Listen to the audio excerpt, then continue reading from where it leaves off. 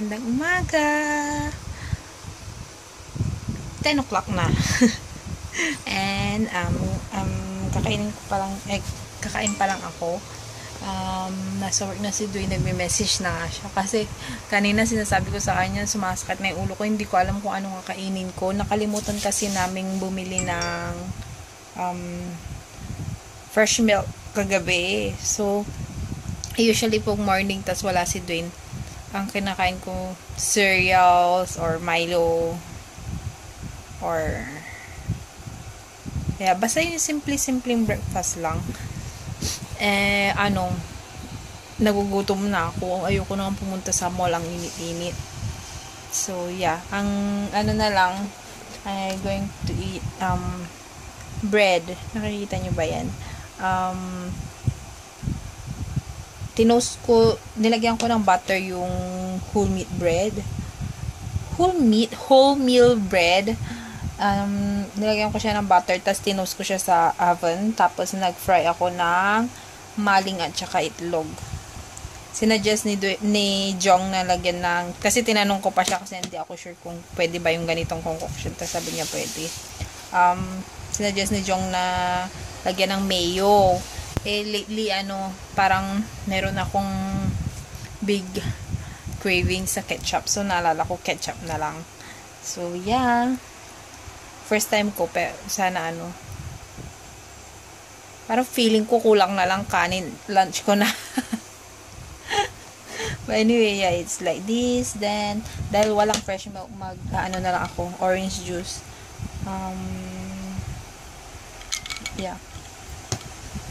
So, kain tayo. Hello. Alas 11 na. Katatapos ko lang mag-breakfast. Isang oras na. Kasi nanonood din ako ng vlogs at saka nagka-problema ako dun sa sa wifi namin. Ayaw mag-connect nitong phone ko dun sa wifi namin. Kaya tinetext ko si Dwayne. Pero ngayon okay na. Nireset ko lang yung router namin. So, naisip ko wala naman masyadong mangyayari today. Nagsalang nga lang ako ng labahan. Papakita ko na lang sa inyo kung ano yung ganun ko. Papakita ko na lang sa inyo kung ano yung nabili namin nung pumunta kami ng Campus Point. Yung may sale sa Metro. Ayan, Metro. Kasi meron silang 80% discount yata sa mga ibang products. Kasi mag-close na daw ata sila by August. Sabi ng mother-in-law ko. So clearance sale sila ng bongga. Ang dami nga ang dami, may mga lingerie, may mga different brand, kasi marami silang brand na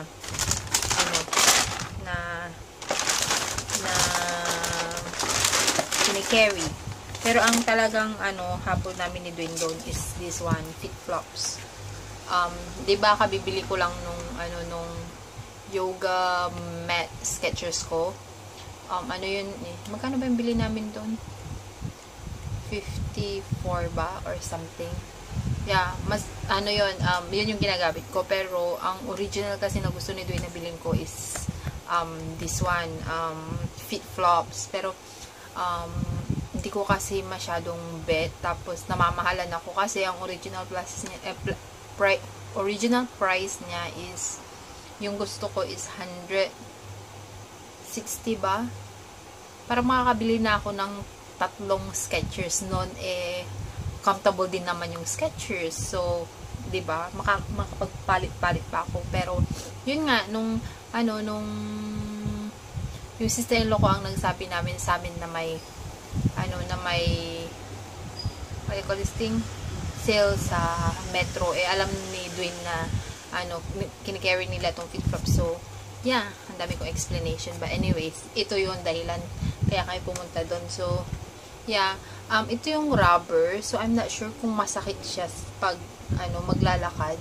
Pero yung ibang kasi, yung hindi rubber, yung parang leather bang tawag doon. Hindi ko alam kung ano material doon. Pero yung pag, hindi pwedeng mabasa kasi natatakot ako baka bumako. Yun yung ayoko sa slipper. Yung pag nabasa, tas hindi mo nahugasan agad, baka mga moy or something. Kaya ayoko ng ganun.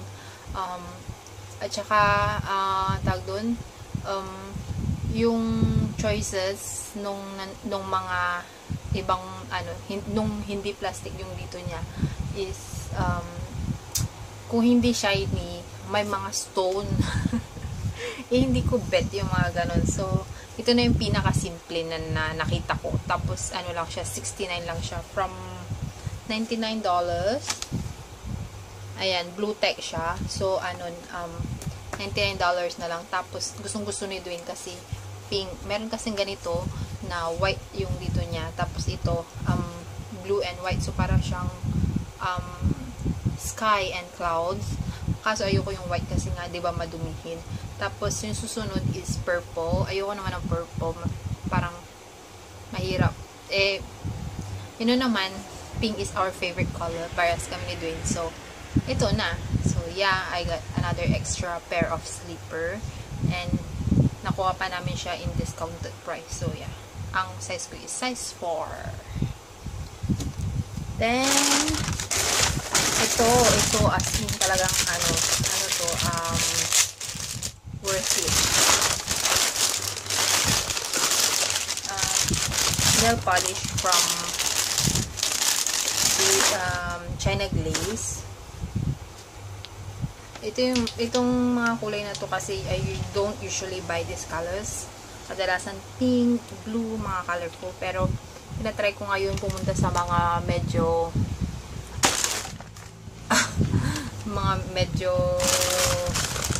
how you call these colors, hindi masyadong striking. So yeah, it's only $4.99.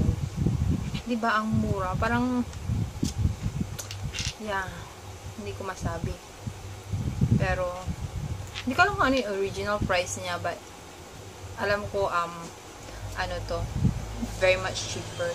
Ito palang isa, hindi pala siya yung normal na na white color. Ito yung nagka-crack. So, this one is the lightning bolt. That. Then, the other one is, parang bet ko yung kulay na to. Holographic siya. Flyby. And then, next will be, Ingrid. Naalala ko si Ingrid Nelson. Ayan, ganda ng kulay, no? Parang siyang chocolate. And then, this one is like nude Diva Bride. So, let's see. Simula nung nabuntis ako, hindi ako nagne-nail polish sa kamay. Actually, hindi nga dapat ako nagne-nail polish kasi ayaw ni Dwayne. Pero, parang kasi, alam niyo naman yun yung talagang pinakagusto ko lang naman yung nail polish. Yun, pinagbigyan na niya ako pero sa 2 nails lang. So, sa 2 nails lang ako ng nail polish. So, yeah, this one, na lang, pag ginamit ko na siya, I will post in Instagram. Bet na makita yung kung ano siya, kung opaque ba siya or what.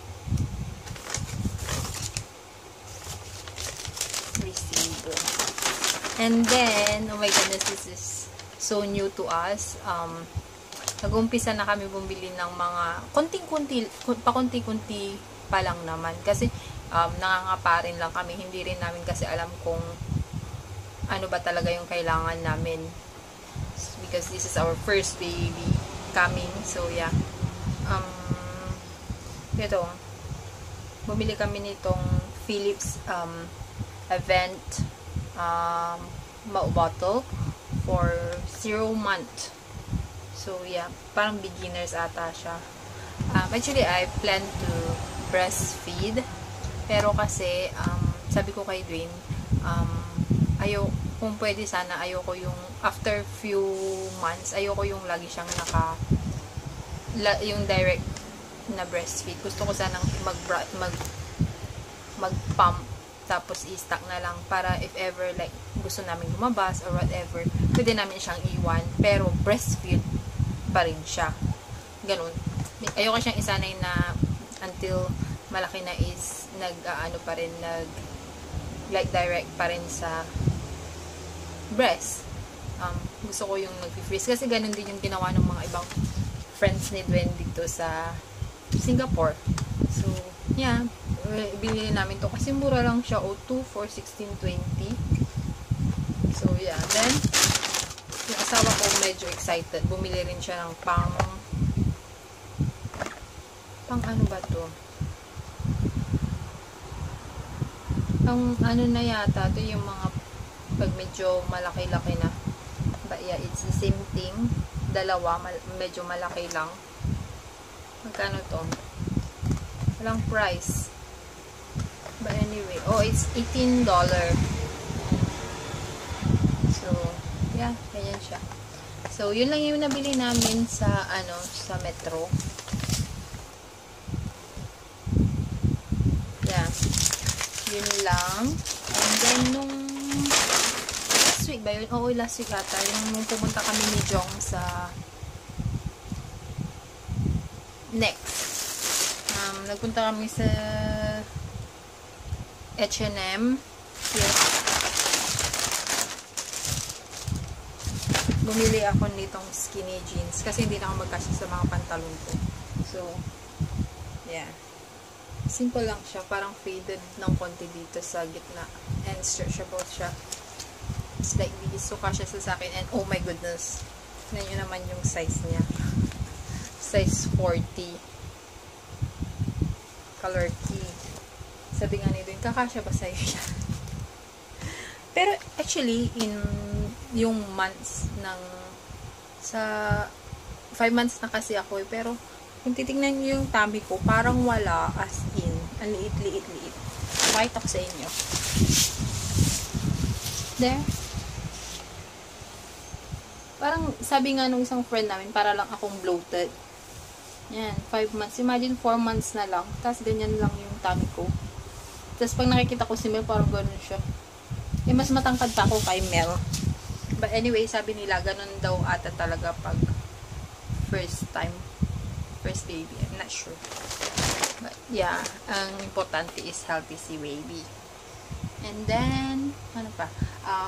Yesterday, last night, diba, pumunta kami ng Vivo. And, pumunta kami ng Vivo to buy Dwayne's sleeper. Kasi diba nasira yung chinelas niya.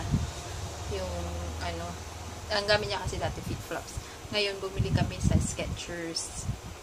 Tapos nagustuhan naman niya. Sabi lang niya bouncy daw. Kasi parang hindi siya jelly pero siya gooey. Comfortable daw siya. Ano lang 'yun? 56 ata. Yeah, naka save siya ng $100. Kasi yung flip-flops na panlalaki is 100 something, 120. Mga lang doon, naka-save siya mga $70 or $80. So, yeah. And then, pumunta kami ng Daiso. Ewan ko, for fun. Binili namin to. Lemon squeezer. Or lemon spray. So, mo lang siya sa lemon. Parang ganito. Tapos, pwede mo na siyang spray. Try lang natin kung mag-work siya. From Daiso. Antayin ko si Dwayne siya yung gagawa. Kasi parang kailangan mo siyang i-force dun sa lemon. Wala akong energy. And then, binila namin ng reading glass dun yung mother-in-law ko. $2 lang. Binigay na namin sa kanya. And then, this one. Yung training sleeper. Binila namin kay Adam. Kasi, itong sleeper na ginagamit ko sa bahay. Diba yung may tusok-tusok? Lagi niyang sinusuot. Ang laki-laki, natatakot ako baka siya madapa. So, binilan ko siya dito. Meron na siyang ganito dati, kaso binili nila sa Cotton. Kaso yung may ganun, may rubber dito. Tapos ito meron din, kaso kinat ko na lang siya kasi naiirita ata siya. So, yeah. This is the last one. Sleeper for Adam. Lalagay ko siya dito para pag nakita niya ba, hopefully ma-excite siya tapos isuot niya. Kasi hindi siya sanay mag-chinelas. Lagi siyang nakasapatos. Yeah, that's all. Pandagdag sa vlog. Yun, wala na. Hindi rin kasi ako masyadong nag-shop ngayon kasi ang tawag doon, syempre yung house, ang dami naming binibili. Ang dami naming mga yeah, kailangang ilagay pa dun sa house. Pero thankfully nakukomplete naman na namin. Na lang, yung pinaka main na kailangan na lang namin talaga is bed. So, baka sa off ni Dwayne, or tomorrow ata, kasi night shift siya tomorrow, so may time kami in the morning. Baka pumunta kami ng Hougang Mall, kasi nag-open ang Seahorses sa Hougang Mall. Brand siya ng yung nagtitinda sila ng mattress, bed, sofa, ganun. Pang furniture. So, yeah. Yun lang. Hiningal ako doon na. Hello. Katatapos ko lang magsampay and nakakaaliw si Dwayne before siya pumasok sa work.